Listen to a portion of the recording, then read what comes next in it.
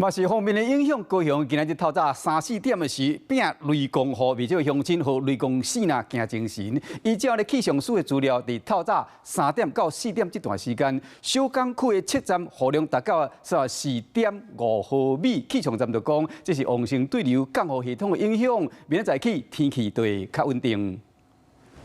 外口雷公声啊，公公叫，天顶光亮亮。雷公声但袂停，过无偌久就开始变大雨，这一响就响几暝。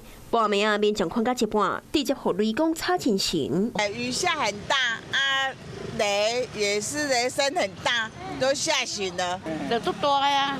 有够多啊！我们现在早上起来6点起来，那个玻璃都是小水滴。民众拢讲，这雷公声实在惊到人。高雄早起3、4点，向变雷公雨，雷公声真吵人耳。看卖啊气象署的资料，伫早起3点到4点这段时间，高雄区7站雨量达到34.5毫米，桥头区31毫米，左营加进步区拢特别挖30毫米。凌晨2点多，有比较旺盛的对流降雨系统靠近台南、高雄、屏东往陆地上移动。气象站提醒，受到风面的影响，南部地区明仔载天气会较稳定。